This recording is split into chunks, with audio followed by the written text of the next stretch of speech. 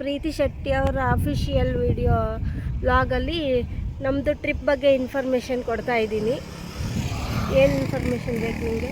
ಇವಾಗ ನಾವು ಕೊಪ್ಪಳದಿಂದ ಡೈರೆಕ್ಟ್ ನಾವು ಮೈಸೂರು ಹೋಗಿದ್ವಲ್ವಾ, ಸೊ ಅಲ್ಲಿ ಏನೇನು ಮಾಡಿದ್ವಿ ಅಂತ ಬೇಕು. ನಾವು ನಮ್ಮದು 5 days ಪ್ಲಾನ್ ಇದ್ದಿತ್ತು ಟ್ರಿಪ್ಪು. ನಾವು ಕೊಪ್ಪಳ ಸಾಟರ್ಡೆ ಮಾರ್ನಿಂಗ್ ಬಿಟ್ವಿ. ಸಾಟರ್ಡೆ ಮಾರ್ನಿಂಗ್ ಕೊಪ್ಪಳ ಬಿಟ್ಟು ಸೀದಾ ಮೈಸೂರಿಗೆ ಹೋದ್ವಿ. ಮೈಸೂರಲ್ಲಿ ಒಂದು ಭೂವರಹ ಟೆಂಪಲ್ ಇದೆ. ಅಲ್ಲಿ ಮೃತಿಕೆ ಪೂಜೆ ಮಾಡಿಸಿದ್ರೆ ಮತ್ತೆ ಇಟ್ಟಿಗೆ ಪೂಜೆ ಮಾಡಿಸಿದ್ರೆ ಮನೆ ಕಟ್ಟೋರು ಮನೆ ಕಟ್ಟಿಸ್ತಾರಂತೆ. ಅಲ್ಲಿ ಅನ್ಕೊಂಡಿದ್ದೆಲ್ಲ ಆಗುತ್ತಂತೆ. ಫಸ್ಟ್ ಆ ಟೆಂಪಲ್ ನಾವು ನೋಡಿರಲಿಲ್ಲ, ಅಲ್ಲಿಗೆ ಹೋಗಿ ಪೂಜೆ ಮಾಡಿಸಿದ್ವಿ. ಅಲ್ಲಿಂದ ಸೀದಾ ಮತ್ತೆ ಚೆಲುವನಾರಾಯಣ ಟೆಂಪಲಿಗೆ ಹೋದ್ವಿ. ಅಲ್ಲಿ ಕೃಷ್ಣನ ವಿಗ್ರಹ ತುಂಬ ಚೆನ್ನಾಗಿತ್ತು. ಸುತ್ತಲೂ ಕಾವೇರಿ ನದಿ, ಅಲ್ಲಿ ವೆದರು ನೇಚರ್ ಎಲ್ಲ ತುಂಬ ಚೆನ್ನಾಗಿದೆ. ಅಲ್ಲಿ ನೋಡಿಕೊಂಡು ಮತ್ತೆ ಸೀದಾ ನಾವು ಅಲ್ಲಿ ಲಾಡ್ಜಿಗೆ ಹೋಗಿ ಸ್ಟೇ ಮಾಡಿಬಿಟ್ವಿ. ಲಾಡ್ಜಲ್ಲಿ ರೂಮ್ ಸಖತ್ತಾಗಿತ್ತು. ಫಸ್ಟ್ ಸ್ಟೇ ಮಾಡಿದ್ವಿ. ಮತ್ತು ನೆಕ್ಸ್ಟ್ ಡೇ ನಾವು ಮಾರ್ನಿಂಗು ಅಲ್ಲಿಂದ ರೂಮಿಂದ ಬರ್ಡ್ ಸೆಂಚುರಿ ಪ್ಲಾನ್ ಮಾಡ್ಕೊಂಡ್ವಿ. ಎಲ್ಲ ರೀಲ್ಸ್ ಮಾಡಿದ್ರು. ಸುಮಾರು ವೆರೈಟಿ ಬರ್ಡ್ಸ್ಗಳಿತ್ತು, ಅಲ್ಲಿ ನೋಡ್ಕೊಂಡ್ವಿ. ಮತ್ತು ಬರ್ಡ್ ಸೆಂಚುರಿಯಿಂದ ನಾವು ನಿಮಿಷಾಂಬ ಟೆಂಪಲಿಗೆ ಹೋದ್ವಿ.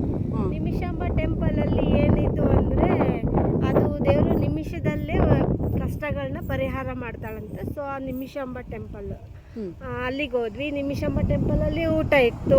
ಅಲ್ಲಿ ಊಟ ಮುಗಿಸ್ಕೊಂಡ್ಬಿಟ್ಟು ಫುಲ್ಲು ಬಿಸಿಲಿರೋದ್ರಿಂದ ನಾವು ಅಲ್ಲಿ ಹೋಗ್ತಾ ದಾರಿಯಲ್ಲಿ ಅಕ್ಯೂಟ್ ಸೆಂಚುರಿ ಅಂತ ಒಂದು ರೆಸಾರ್ಟು, ಅಲ್ಲಿ ಸ್ವಿಮ್ಮಿಂಗ್ ಪೂಲ್ ಎಲ್ಲ ಇತ್ತು. ಅದನ್ನು ಬುಕ್ ಮಾಡ್ಕೊಂಡ್ವಿ. ಸೊ ಸ್ವಲ್ಪ ಮಧ್ಯಾಹ್ನ 4 ಗಂಟೆವರೆಗೂ ಸ್ವಿಮ್ಮಿಂಗ್ ಪೂಲಲ್ಲಿ ಆಟ ಆಡಿಬಿಟ್ಟು ಅಲ್ಲಿ ರೆಸ್ಟ್ ಮಾಡಿಬಿಟ್ಟು ಊಟ ಮಾಡ್ಕೊಂಡು ಸಂಜೆ ಇದಕ್ಕೆ ಹೋದ್ವಿ, KRS ಡ್ಯಾಮಿಗೆ ಹೋದ್ವಿ. KRS ಡ್ಯಾಮಲ್ಲಿ ಫ್ಯಾಮಿಲಿ ಎಲ್ಲ ಸಖತ್ ಎಂಜಾಯ್ ಮಾಡಿ ಅಲ್ಲಿ ಸ್ವಲ್ಪ ರೆಸ್ಟ್ ಮಾಡಿ ದಂಶರತ್ತೆಲ್ಲ ಆಟ ಆಡಿ ಮುಗಿಸ್ಕೊಂಡ್ಬಿಟ್ಟು ಮತ್ತೆ ಹೋಗ್ಬಿಟ್ಟು ಸೀದಾ ರೆಸಾರ್ಟಿಗೆ ಹೋಗಿ ಮತ್ತೆ ಅಲ್ಲಿ ಉಳ್ಕೊಂಡು ಸ್ಟೇ ಮಾಡಿದ್ವಿ. ನೆಕ್ಸ್ಟ್ ಡೇ ಮಾರ್ನಿಂಗು ನಾವು ಊಟಿಗೆ ಹೋಗೋದು ಅಂತ ಪ್ಲ್ಯಾನ್ ಮಾಡಿದ್ವಿ. ಸೊ ಊಟಿಗೆ ನಾವು ಆಲ್ರೆಡಿ 2 times ಹೋಗಿ ಬಂದಿದ್ವಿ. ಹೋಗಿ ಬಂದಿದ್ರಿಂದ ಮತ್ತೆ ನಮ್ಗೆ ಅಲ್ಲಿಂದ ಊಟಿ ದೂರ ಆಗ್ತಿತ್ತು. ನೋಡಿದ್ದೆ ಪ್ಲೇಸ್ ನೋಡೋಕ್ಕೆ ಕೆಲವರು ಇಷ್ಟಪಡಲಿಲ್ಲ. ಮತ್ತು ಅಲ್ಲಿ ಮೆಟಾ ಯೂಸ್ ಮಾಡಿಕೊಂಡು ಯೂಸ್ ಮಾಡಿಕೊಂಡು ಲೊಕೇಶನ್ಸ್ ಯೂಸ್ ಮಾಡಿಕೊಂಡು ವೈನಾಡ್ ಪ್ಲ್ಯಾನ್ ಮಾಡಿದ್ದು. ಅಲ್ಲಿ ಯಾವುದೋ ಇದೆಯಲ್ಲ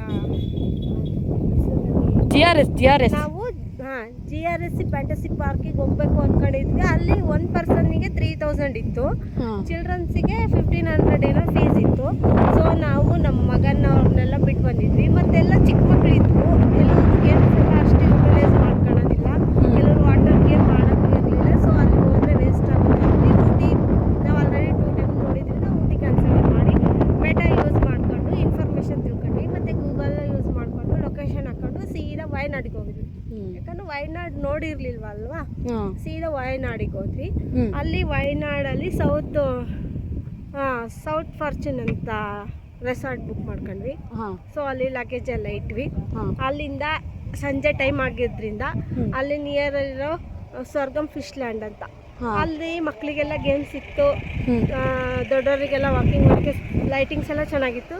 ಸೊ ಸ್ವರ್ಗಂ ಪಾರ್ಕ್ ನೋಡಿಕೊಂಡು ಊಟ ಮಾಡಿಕೊಂಡು ಮತ್ತು ಅಲ್ಲೊಂದು ಚರ್ಚ್ ಇದೆ, ತುಂಬ ದೊಡ್ಡದಿದೆ. ಆ ಚರ್ಚ್ ನೋಡಿಕೊಂಡು ಅಲ್ಲೊಂದು ಸ್ವಲ್ಪ ಶಾಪಿಂಗ್ ಮಾಲ್ ಎಲ್ಲ ಇತ್ತು. ಶಾಪಿಂಗ್ ಮಾಲಿಗೆ ಹೋಗಿ ಶಾಪಿಂಗ್ ಮಾಡಿಕೊಂಡು ಮತ್ತು ಅಲ್ಲಿ ಲಾಡ್ಜಿಗೆ ಹೋಗಿ ಮತ್ತೆ ಸ್ಟೇ ಮಾಡಿದ್ವಿ. ಮೈಸೂರು ಕೆಫೆಗೆ ಹೋಗಿದ್ವಿ ಊಟಕ್ಕೆ ನಾವು. ಮೈಸೂರು ಕೆಫೆ ಇತ್ತು. ಮೈಸೂರು ಕೆಫೆಯಲ್ಲಿ ಮೈಸೂರು ಮಸಾಲ ದೋಸೆ ಐಟಮ್ಸ್ ಹೌದು, ಎಲ್ಲರೂ ವೆರೈಟಿ ದೋಸೆ ತಿಂದ್ವಿ.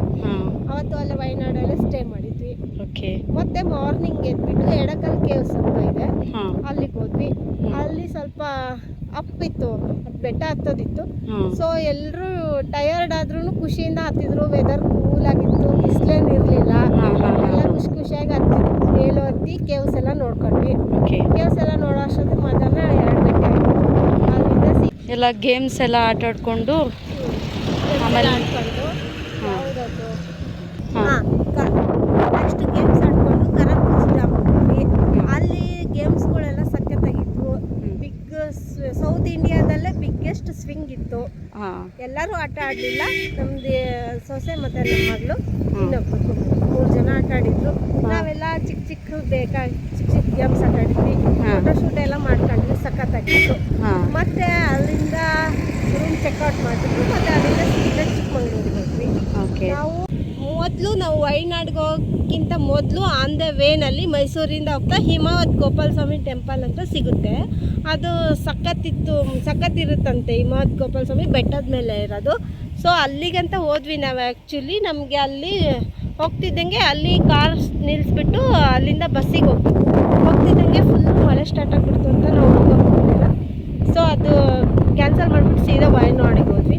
ವಯನಾಡೆಲ್ಲ ಮುಗಿಸ್ಕೊಂಡ್ಮೇಲೆ ಸಂಜೆ ಸೊ ಊರಿಗಂತ ಹೊರಟ್ವಿ. ಮತ್ತು ಸಂಜೆ ಡ್ರೈವಿಂಗ್ಸ್ ಮಾಡೋದಿಲ್ಲ, ಲೇಟ್ ಆಗಿತ್ತು ಅಂತ ಮಧ್ಯರಾತ್ರಿ 2 ಗಂಟೆ ಆಗಿತ್ತು. ಚಿಕ್ಕಮಂಗ್ಳೂರಿಗೆ ಬರೋ ಪ್ಲಾನ್ಸ್ ಇರಲಿಲ್ಲ.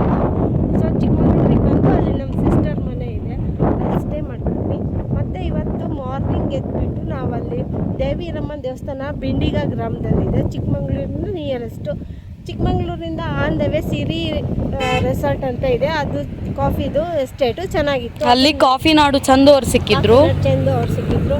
ಅವ್ರ ಹತ್ರ ಮಾತಾಡ್ಕೊಂಡು ಅಲ್ಲಿ ಕಾಫಿ ಟೇಸ್ಟ್ ಮಾಡಿಕೊಂಡು ಅಲ್ಲಿಂದ ಹೊರಟ್ವಿ. ಅಲ್ಲಿಂದ ಬಿಂಡಿಗ ಗ್ರಾಮದಲ್ಲಿರೋ ದೇವಿರಮ್ಮ ಟೆಂಪಲ್ಗೆ ಹೋದ್ವಿ. ದೇವಿರಮ್ಮ ದರ್ಶನ ಮಾಡ್ಕೊಂಡು ಅರ್ಚನೆ ಎಲ್ಲ ಮಾಡ್ಕೊಂಡ್ವಿ. ಅಲ್ಲಿ 12:30 2:30ವರೆಗೂ ಅನ್ನ ಪ್ರಸಾದ ಇರುತ್ತೆ. ಪ್ರಸಾದ ಅಲ್ಲೇ ಮಾಡ್ಕೊಂಡ್ವಿ.